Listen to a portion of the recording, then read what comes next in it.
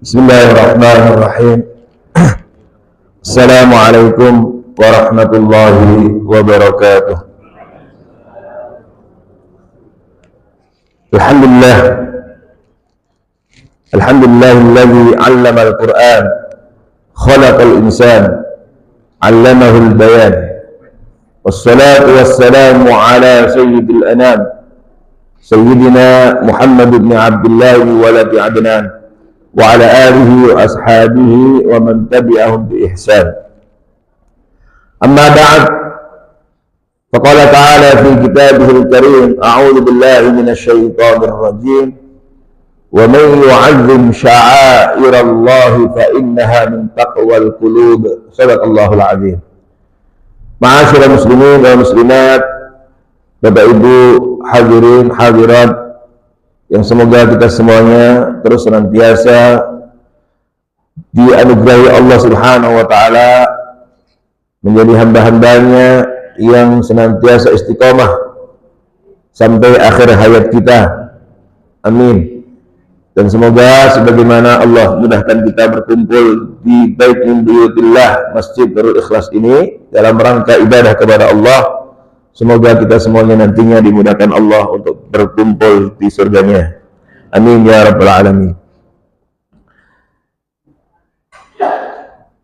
Seorang sahabat bernama Abu Bakrah radhiyallahu an pernah bercerita.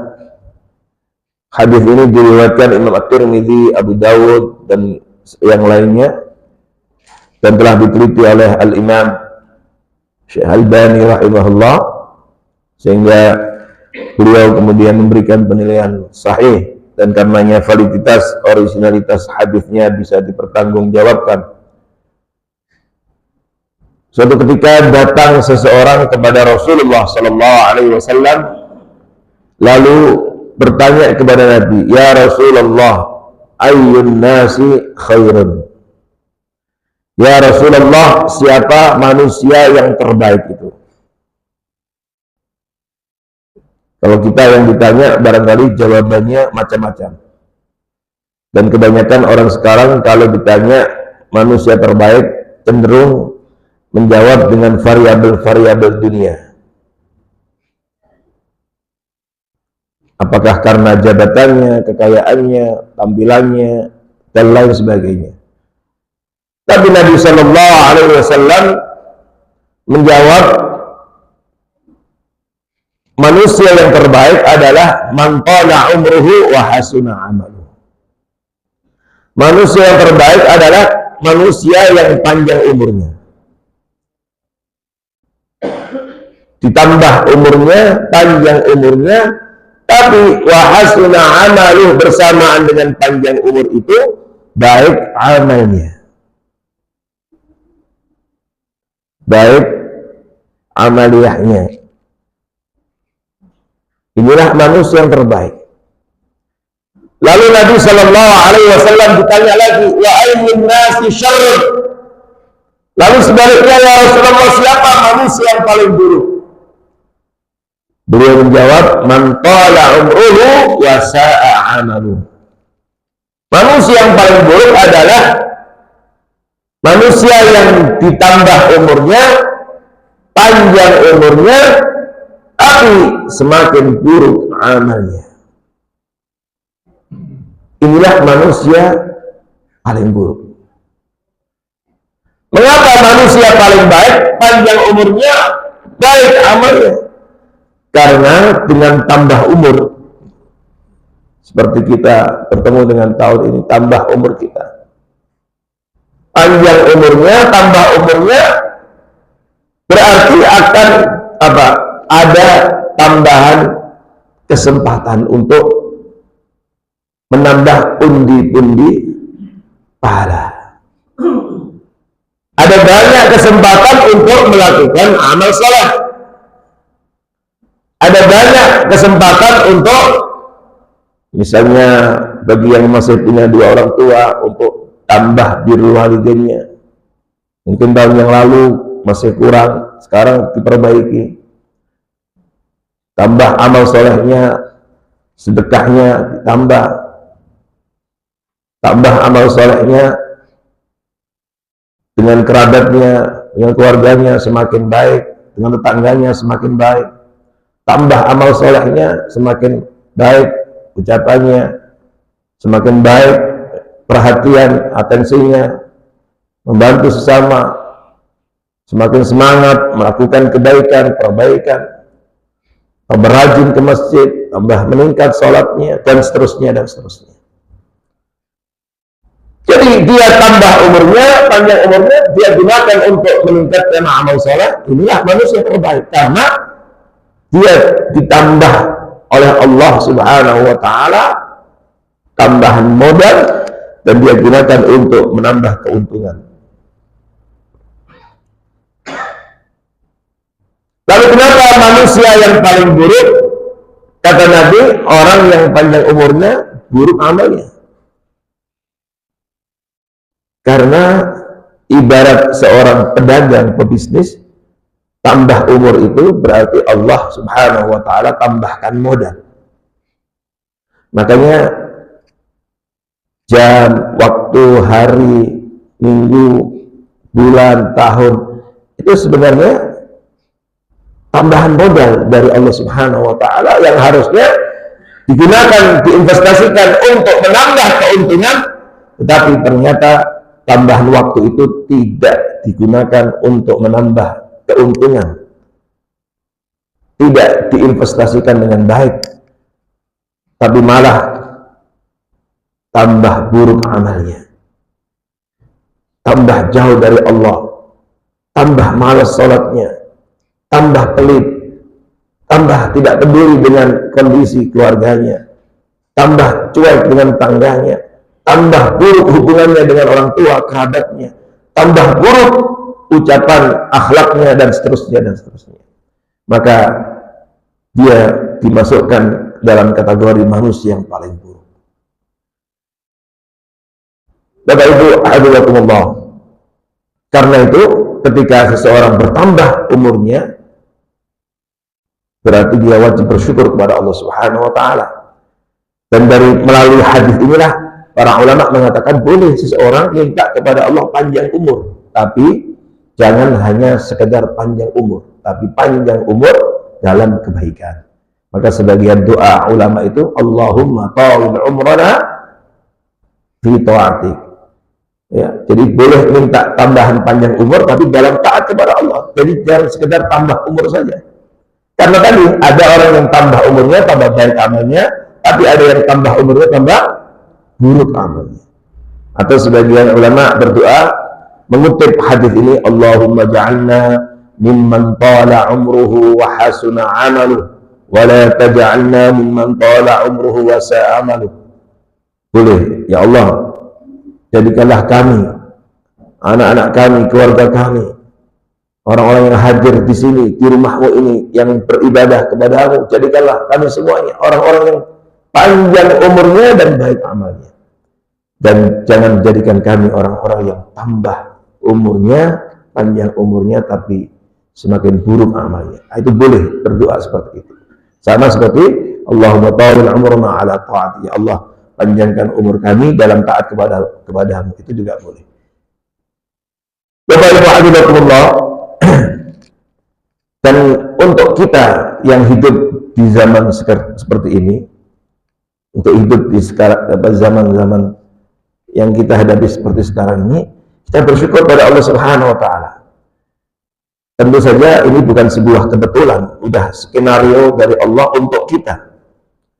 Kemarin begitu kita masuk ke tahun 2025, tinggalkan 2024, langsung kita dihadiahi musimul khair, dihadiahi bulan yang haram, bulan yang mulia, yaitu bulan Rajab yang baru kita tinggalkan 2 hari yang lalu.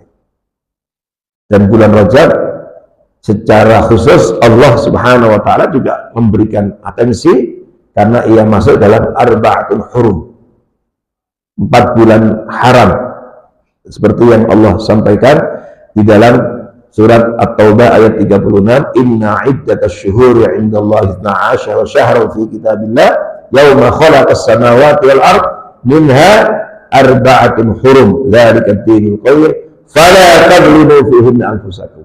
Jadi langsung kita biayahi ya, Januari adalah bulan Rajab.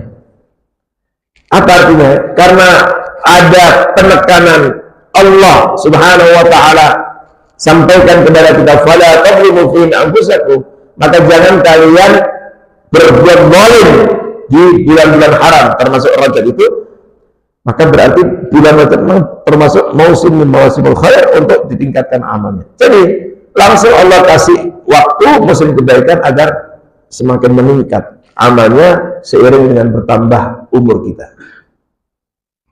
Makanya dimanfaatkan untuk kebaikan. Kenapa kemudian muncul doa Allahumma barik lana fi Rajab wa Sya'ban wa ballighna Ramadan? Itu adalah bagian dari pengingat kita bahwa tidak lama lagi kita masuk bulan Ramadan, sehingga sudah ada persiapan. Dan itu jatuh di bulan Januari setelah kita tambah umur. Jadi seakan Allah Subhanahu wa taala sudah ngasih tambahan modal, tapi kemudian difasilitasi oleh Allah. Kan jarang ada orang ngasih tambahan modal lalu pekerjaannya udah siap. Ada orang yang punya banyak uang bingung mau diinvestasikan untuk apa. Ada orang yang punya ya, harta tapi kemudian bingung, nggak ada fasilitasnya, nggak ada, belum tahu caranya. Allah Subhanahu wa taala tambah modal kita kalau langsung dipertemukan dengan musim khair Rajab, untuk supaya kita difasilitasi, tambah umurnya, tambah baik amalnya. Selesai Rajab, sekarang kita masuk bulan apa? Sya'ban. Baru 2 hari yang lalu kita masuk Sya'ban. Sya'ban juga termasuk bagian dari persiapan juga untuk Ramadan.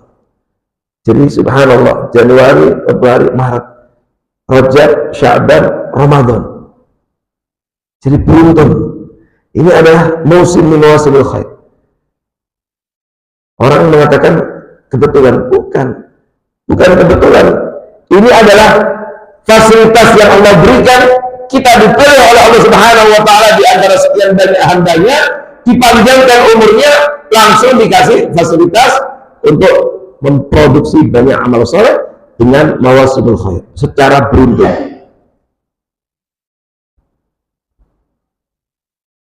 supaya kita menjadi orang yang panjang umur dan baik amalnya.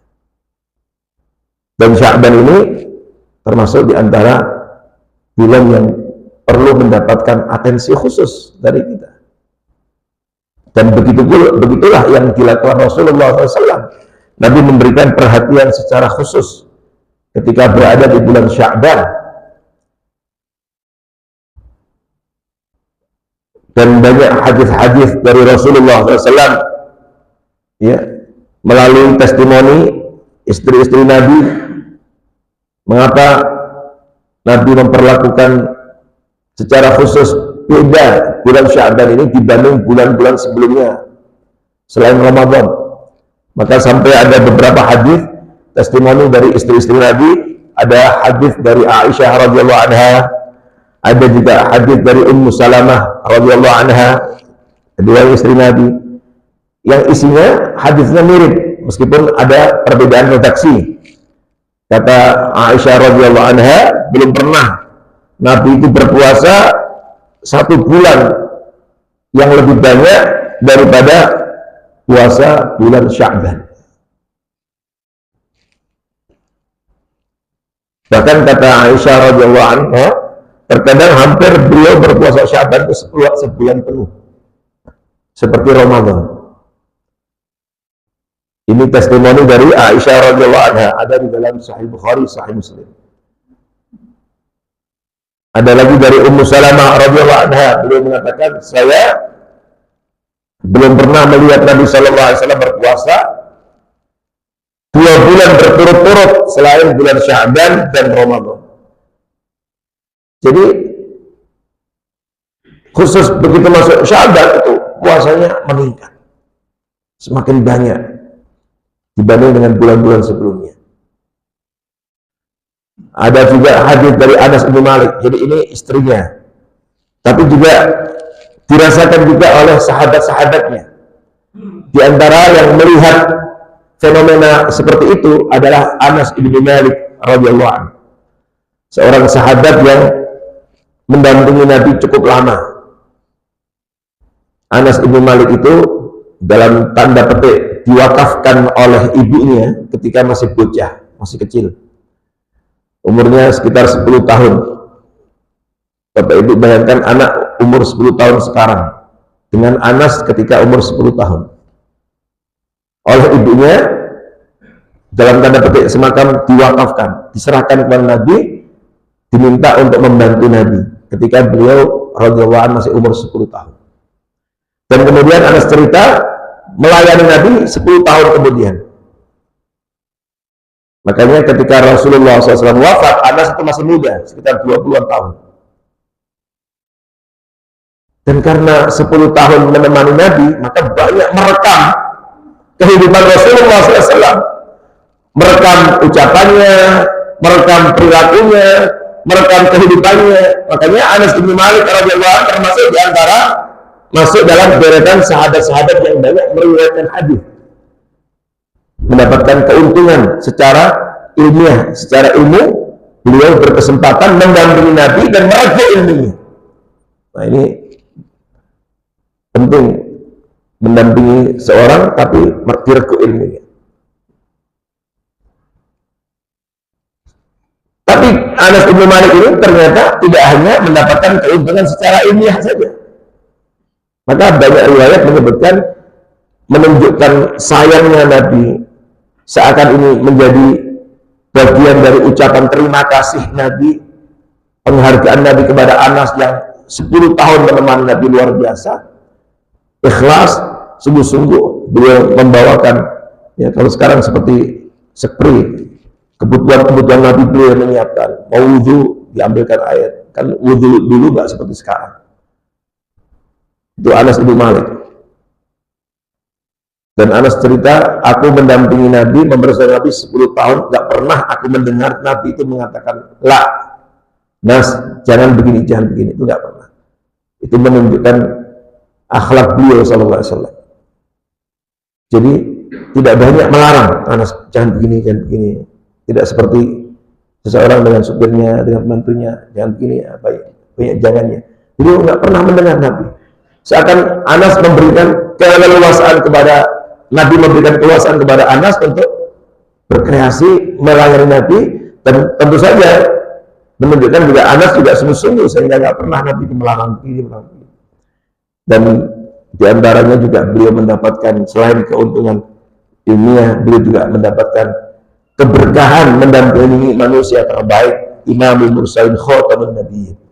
Maka suatu ketika ini secara khusus Nabi mendoakan Anas bin Malik, saking senangnya Nabi dapat pelayanan dari Anas, dampingi Anas dalam banyak urusan hidupnya.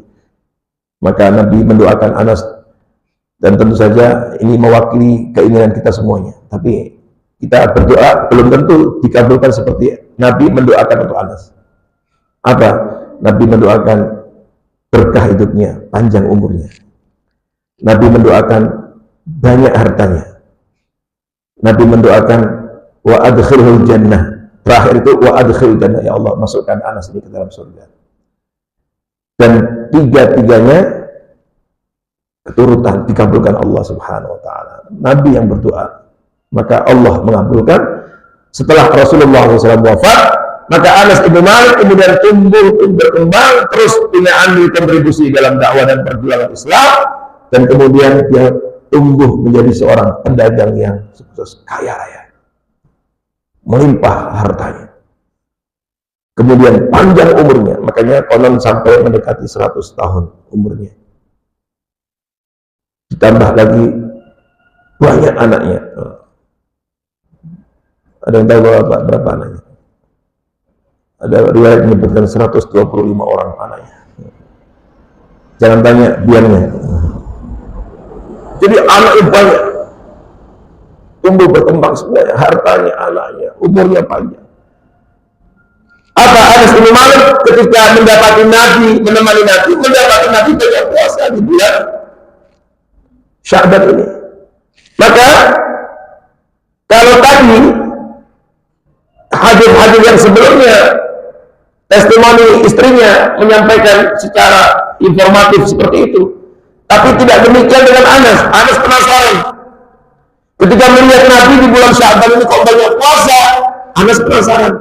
Tanya langsung kepada Rasulullah SAW. Dari sinilah kita tahu pentingnya memperhatikan bulan Sya'ban. Maka Anas tanya kepada Rasulullah SAW, ya Rasulullah, kenapa panjenengan kok sering puasa di bulan ini, bulan Sya'ban? Beda dengan hari-hari berikutnya. 10 tahun menemani Nabi, kan beliau tahu betul kebiasaan Nabi. Tapi begitu masuk Sya'ban, kenapa kok panjenengan sering puasa? Berbeda dengan bulan-bulan yang lainnya. Nah, disinilah kemudian Rasulullah SAW menyampaikan alasannya. Di antaranya beliau SAW sampaikan, wahai Anas, Sya'ban ini syahrun yaghfulu anhun nas. Sya'ban ini sering banyak dilupakan, sering banyak dilalaikan. Para ulama mencoba meneropong kenapa Nabi SAW menyampaikan Sya'ban ini kok sering dilalaikan, sehingga beliau memberikan perhatian khusus berbeda dengan bulan-bulan yang lain. Banyak dilalaikan oleh kebanyakan manusia. Rupanya kata Nabi, ya dia syahrul yaqa'u baina Rajab wa Ramadan. Posisi Sya'ban ini diapit oleh Rajab dan Ramadan.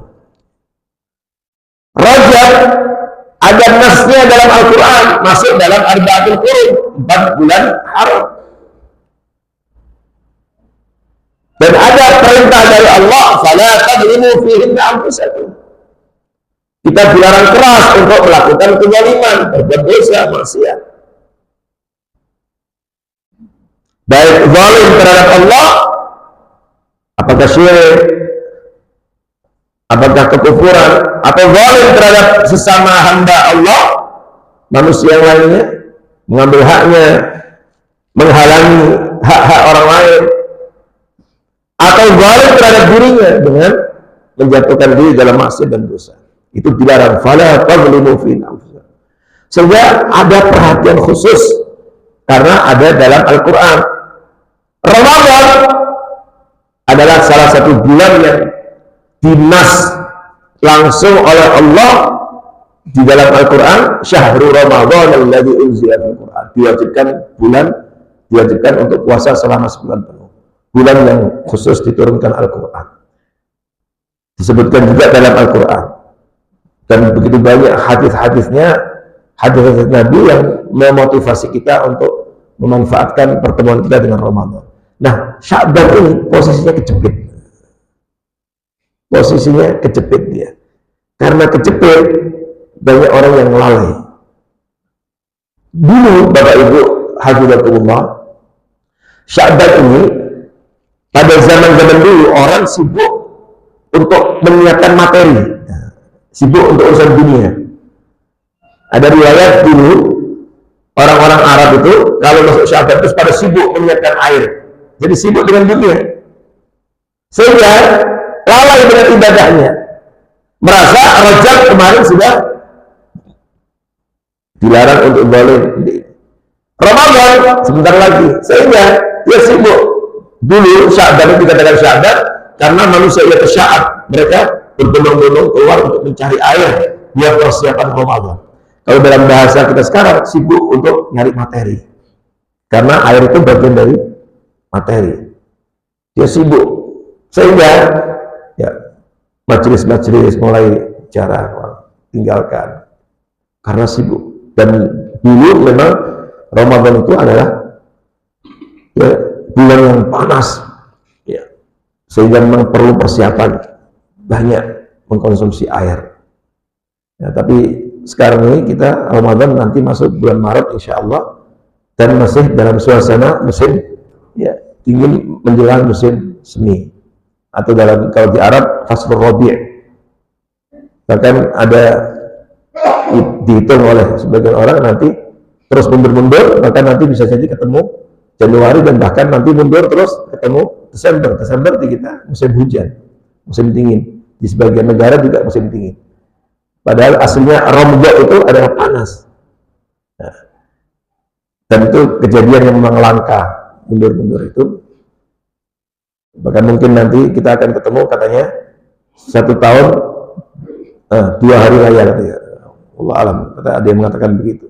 Dan itu berlangsung 33 tahun katanya. Nah, artinya ini kita bicara Ramadan di negara Arab. Ya.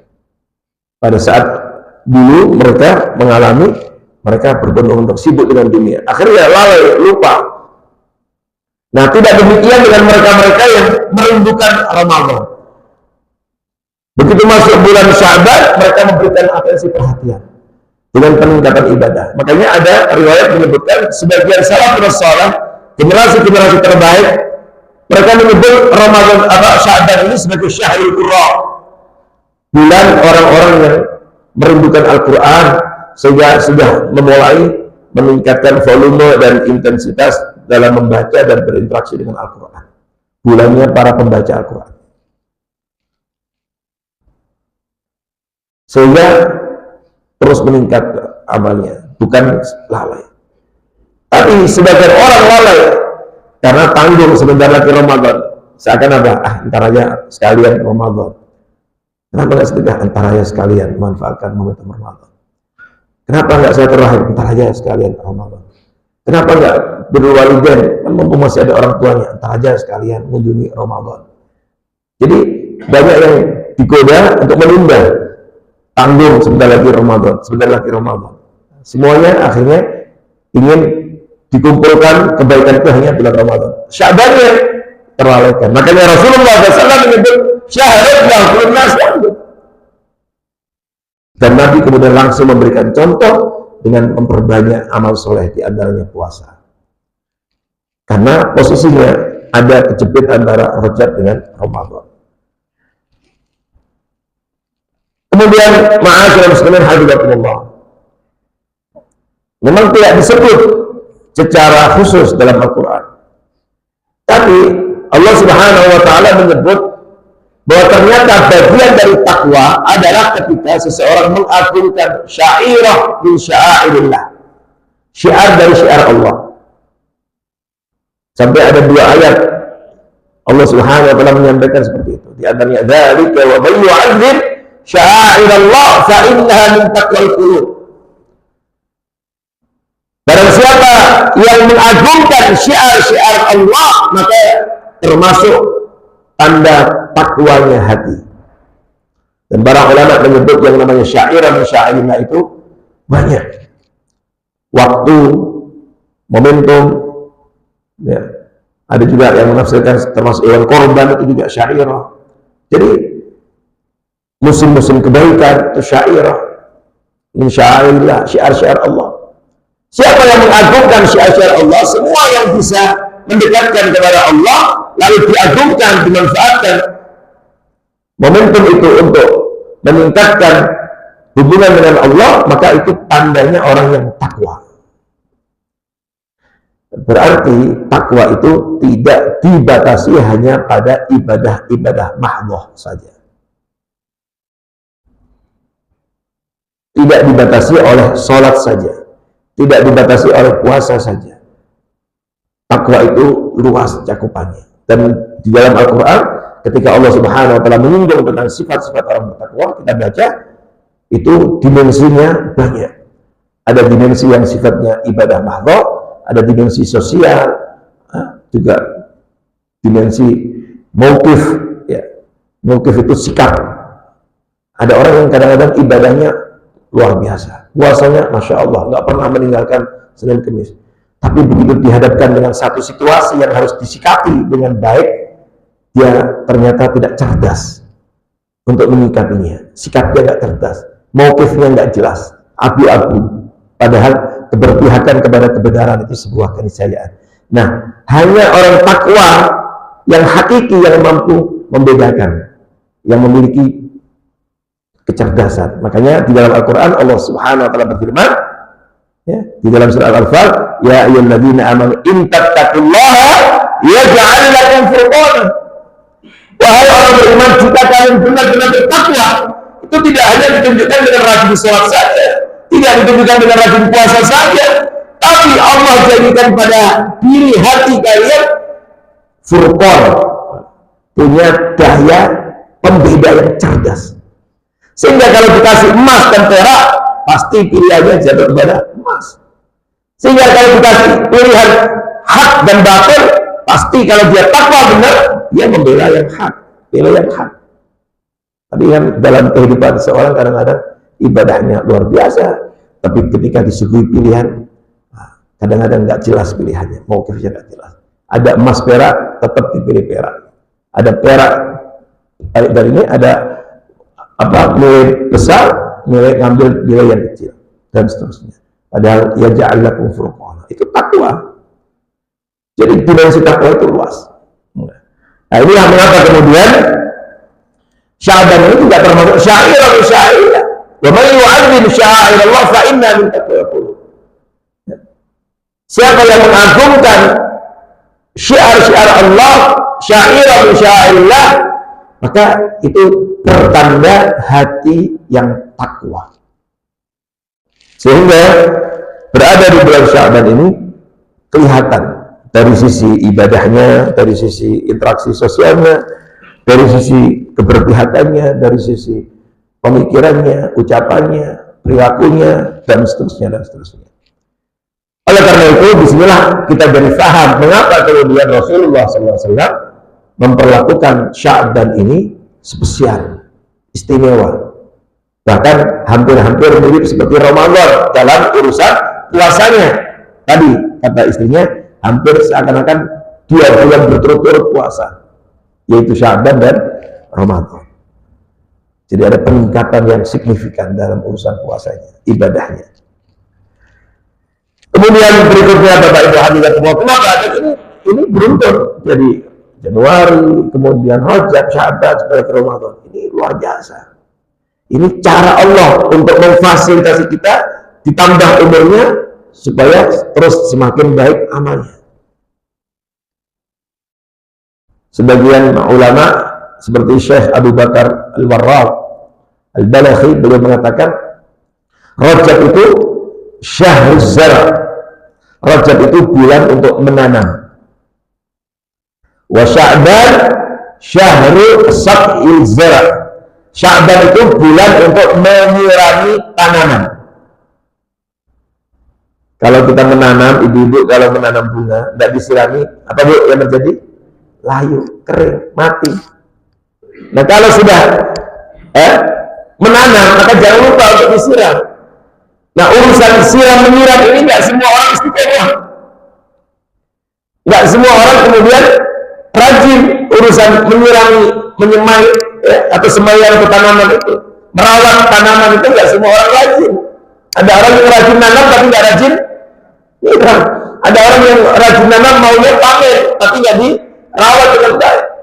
Nah makanya ini yang kata Nabi tadi, banyak dilalaikan urusannya, ya udah modalnya besar, ya menanam ini. Saya ada orang cerita ke saya, dia udah habis banyak nanam bayam ini, usaha ini, katanya udah hampir 30 jutaan ini, tapi ternyata pekerjaannya nggak rajin merawat ini, akhirnya rugi. Ini nggak bisa panen. Maka kata sebagai ulama seperti yang dikatakan Syekh Abu Bakar Al-Warraq Al-Balakhi tadi, Sya'ban ini saatnya untuk menyiram. Jadi dirawat tanaman yang sudah disemai, ditanam tadi itu di bulan Rajab, dirawat, disiram, diperhatikan. Ya. Kalau perlu dikasih pupuk, karena sekarang banyak juga yang merusak tanaman. Ya. Kalau ditinggalkan begitu saja, kapan panennya nggak panen, malah dikagetkan dengan habis semua. Maka disiram namanya. Nah, Ramadan nanti adalah syahrul hisab zara', bulan memanen tanaman. Sehingga orang betul-betul memanen pahala banyak.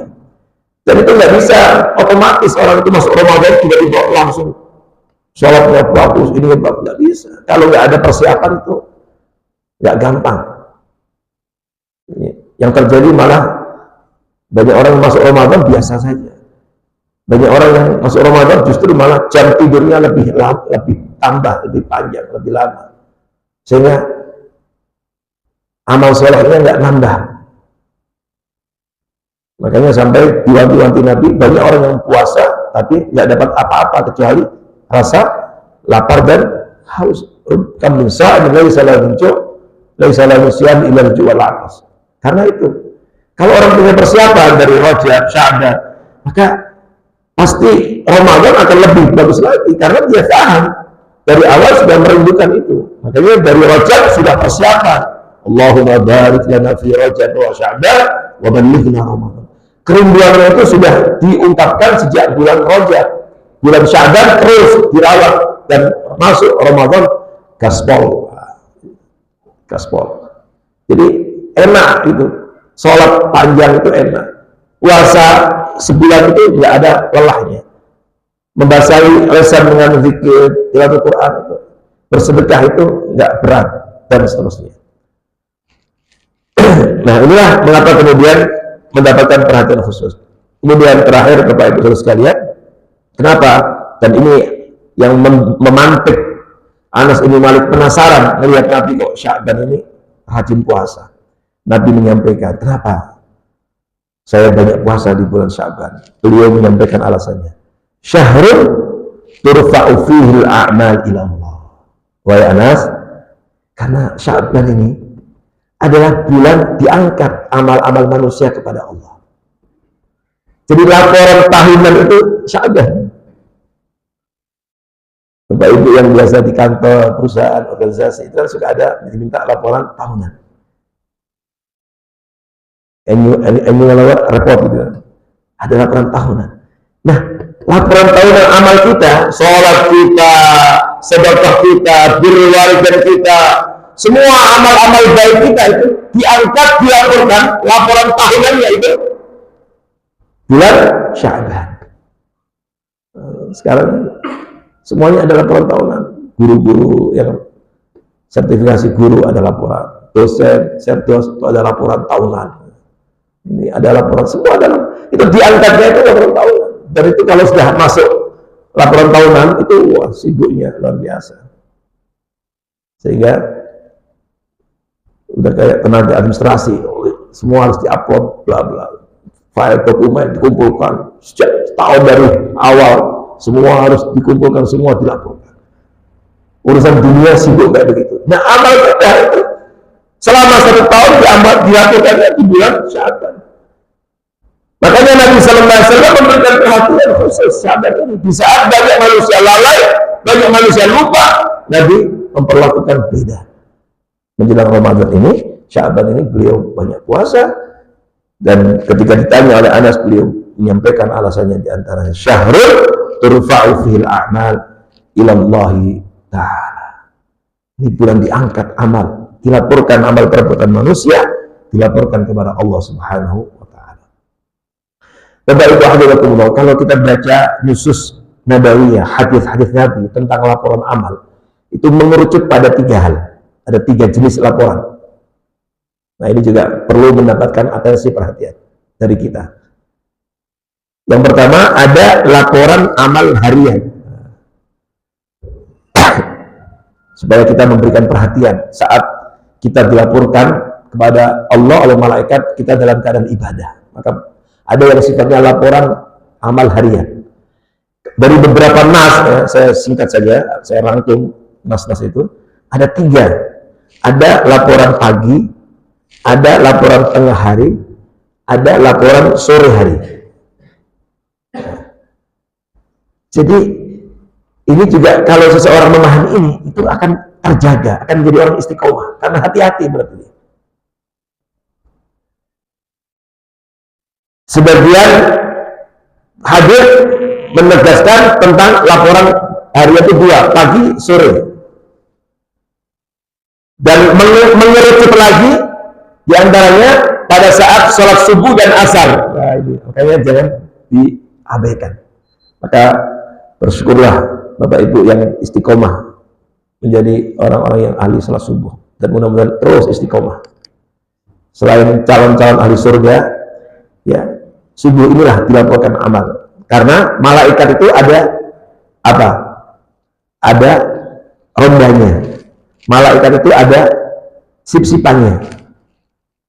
Malaikat itu ganti itu di saat subuh dan asar. Makanya ada hadis sahih, hadis yang panjang, tapi saya cuplik saja. Ketika malaikat menghadap Allah melaporkan amalan harian itu, Allah nanya, dan Allah maha tahu, Allah tahu tentang keadaan hambanya, tapi Allah nanya, sedang apa hambaku kamu tinggalkan? Kata malaikat, ya Rabb, taraknahu wa hum yusallun. Jadi yang subuh diganti, lapor.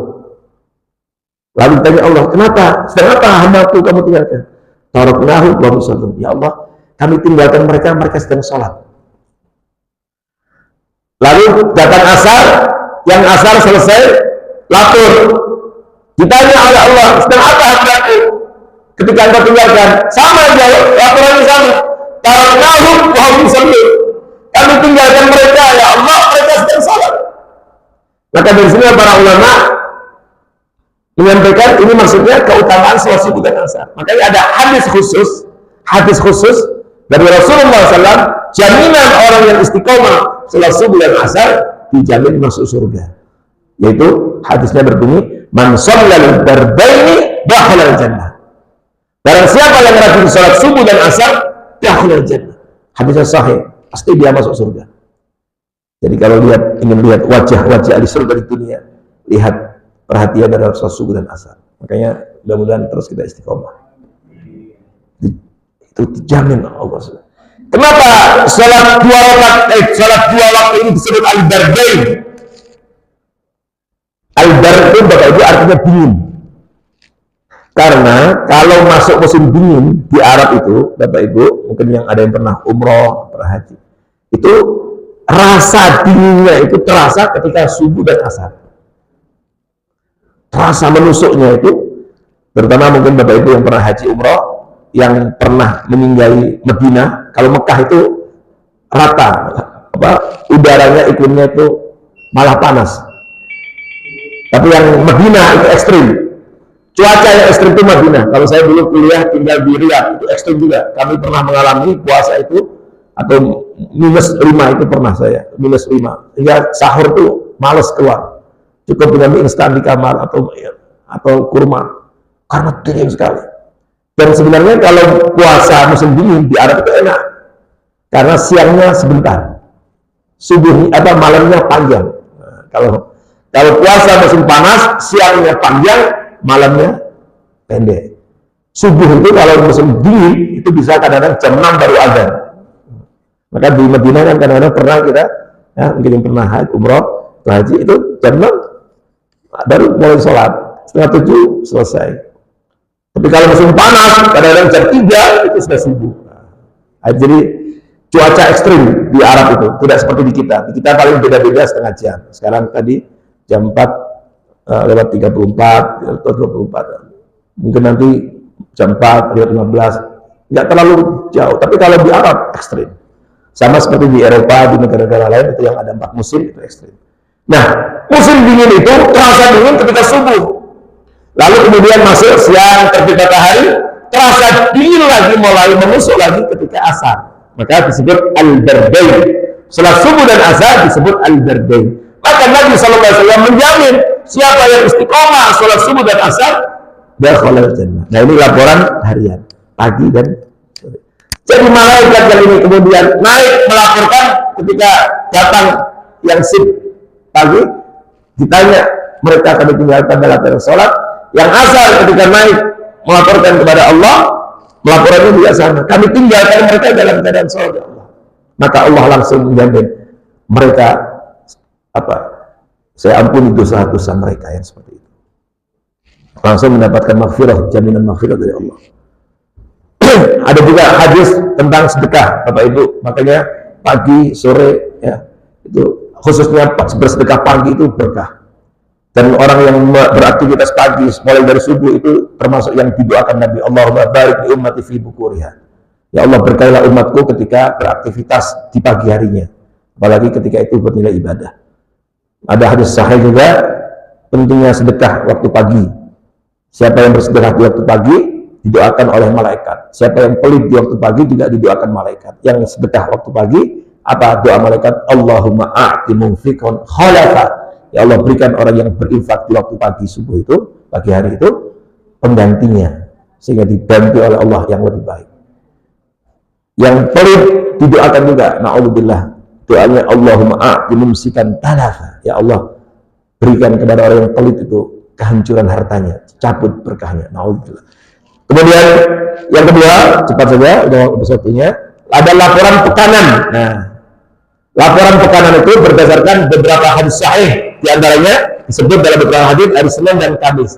Maka di sini mengapa Nabi SAW juga rajin puasa Senin dan Kamis? Di antaranya disebut kenapa dia beliau puasa Senin Kamis? Karena hari Senin Kamis itu yurfa'u fil amal.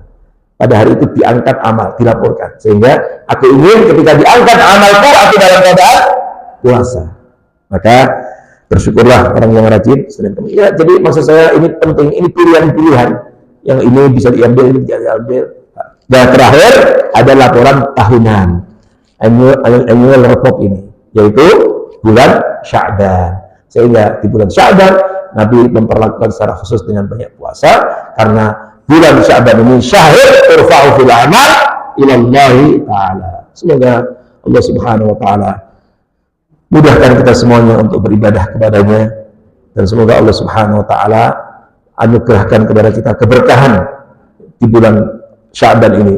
Semoga Allah berkahi kehidupan kita, Allah berkahi kehidupan rumah tangga kita, Allah berkahi bisnis, usaha kita, pekerjaan kita, semua urusan kita di bulan Sya'ban ini, dan Allah Subhanahu wa ta'ala pertemukan kita semuanya di bulan Ramadan. Amin, amin ya rabbal alamin. Baik, ada yang bertanyakan sebelum tutup?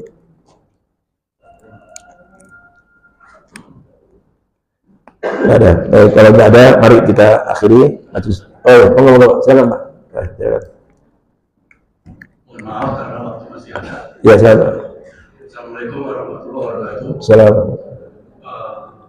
Pada opening pembukaan tadi telah disuguhkan sesuatu yang untuk diri saya menyenangkan, karena katanya orang yang bahagia itu adalah umur panjang.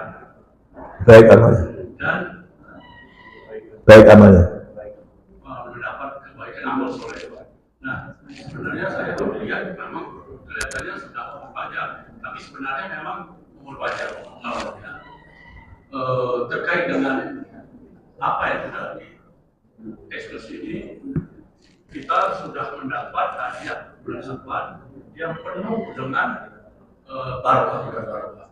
Nah, terkait dengan itu juga kita mendapat hadiah suatu hal yang barangkali tidak menyenangkan, karena kaum muslim pada awal Sya'ban ini disuguhkan oleh hal suatu pergesekan antara kaum habaib dengan kaum kiai Nusantara, atau namanya saya nggak tahu.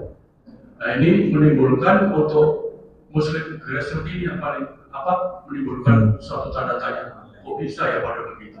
Padahal beliau ini adalah tokoh-tokoh masyarakat yang harus menjadi toladan atau tontonan yang baik. Tapi sudah malas, bahkan yang dilakukan adalah kontraproduksi.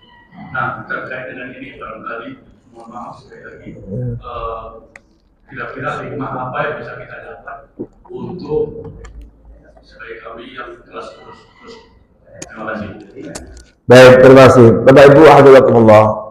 Yang menyikapi hal-hal seperti ini, ya kita kembalikan saja kepada ayat Allah Subhanahu wa taala, inna akramakum 'indallahi atqakum.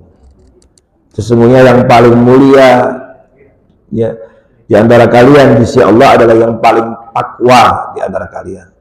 Dan menerjemahkan takwa dalam kehidupan itu tadi banyak dimensinya. Jadi dilihat aja situ. Kemudian juga kita diberikan panduan dari hadis Rasulullah SAW. Innallaha la yanzuru ila suwarikum wa la asramikum. Allah itu nggak melihat, kata Nabi, kepada tubuh kalian, ya, fisik kalian, ya, keturunan dan seterusnya itu, tapi kepada amal kalian. hati kalian, itu yang menjadi penilaian Allah. Nah, oleh karena itu ya sebagian orang melihat tentu ini bukan sesuatu yang ya istimewa. Sebagian lagi melihat bahwa seperti ada skenario. Sebagian yang lain melihat kok seperti sengaja diletupkan untuk tadi kata Bapak untuk memecah belah umat. Nah, oleh karena itu bagi kita yang penting adalah kita melihat dari sisi amal manusia. Tentu saja ketika seseorang ada nasab yang nyambung dan bisa dipertanggungjawabkan nasabnya kepada Rasulullah SAW dan dibarengi dengan amal soleh, ala inna awliya Allah la khaufun alaihim wa la hum yahzanun alladzina amanu wa kanu yattaqun. Iman takwanya terlihat, komentarnya, ucapannya, perilakunya, perbuatannya, ya juga sesuai sebagai orang beriman bertakwa. Ya tentu saja kita harus muliakan, hormati karena dia orang iman dan bertakwa kepada Allah. Apalagi kalau betul itu ada hubungan nasab nyambung dapat bertanggungjawabkan sampai kepada Rasulullah SAW. Berarti ada darah yang mengalir padanya urutan Nabi. Nah, tapi kalau ada orang mengaku turunan dan seterusnya, tapi amalnya tidak sesuai, jauh dari sifat-sifat orang beriman, bertakwa, ya tentu juga kita harus tempatkan itu secara benar. Jadi seperti itu saja. Jadi karena itu, ya ini kenapa ini kok tiba-tiba muncul di belakangan ini dan ada apa dan seterusnya. Nah inilah ya banyak muncul analisa banyak hal ini, tapi kita kembalikan kepada tadi. Kita kembalikan kepada inna akramakum indallahi, pegangan kita itu. Dan karena itu ya kalau ada orang berilmu, ya tentu kita muliakan, kita hormati, tapi juga ingat kita tidak boleh hulu berlebihan ya dalam memuliakan menghormati seorang. Jangankan manusia biasa, ulama, kiai, abah dan seterusnya. Nabi SAW sendiri sudah mewanti-wanti dalam hadis sahih. Ini Nabi, la tutruni kama atratun nasara ibn Maryam. Innama ana abdullah wa rasul. Kata Nabi, jangan kalian mengkultuskanku berlebihan. Ya, sebagaimana orang-orang Nasrani mengkultuskan Isa putra Maryam. Innama ana abdullah. Sesungguhnya aku ini hamba Allah dan Rasulnya. Udah gitu. Nah ini kaitan dengan Isra dan Mi'raj itu. Kenapa ayatnya subhanalladzi asra bi abdihi bukan subhanalladzi asra bi Muhammadin, padahal yang diperjalankan adalah Nabi Muhammad namanya. Kenapa enggak langsung disebut Nabi Muhammad? Karena ada ayat-ayat yang menyebut namanya langsung Muhammad, Ahmad. Tapi kok di sini bi abdihi. Nah, ini pelajarannya adalah hambanya untuk memberikan pelajaran kepada kita. Nabi Muhammad SAW sehebat apapun meskipun sudah diperjalankan dari Masjidil Haram Mekah menuju Masjidil Aqsa Palestina, orang Arab dulu melakukan perjalanan pulang pergi 2 bulan, bahkan sampai di-mi'rajkan ke langit yang ketujuh, inda Sidratul Muntaha, menembus sampai di Sidratul Muntaha, lalu dipulangkan lagi perjalanan pulang menuju Mekah malam hari itu juga sebelum subuh, berangkat sebelum Isya, sebelum subuh. Meskipun Nabi Muhammad sudah mencapai makom seperti itu, perjalanan spektakuler, tetap beliau itu abdullah bi abdihi, untuk mengingatkan kita beliau tetap hamba Allah, tidak sampai menyentuh esensi uluhiyah ketuhanan. Nah ini pelajaran dari ayat itu, sehingga kita nggak boleh mengkhususkan, termasuk apalagi ya selain Rasulullah SAW. Jadi tetap dimuliakan, sesuai dengan amal makomnya, tapi tidak berlebihan. Dan kita kembalikan ayat tadi, yang paling mulia, yang paling takwa kepada Allah Subhanahu wa taala. Barakallahu fikum. Kita tutup dengan baca doa kafaratul majlis. Subhanakallahumma wa bihamdika asyhadu an la ilaha illa anta astaghfiruka wa atubu ilaik.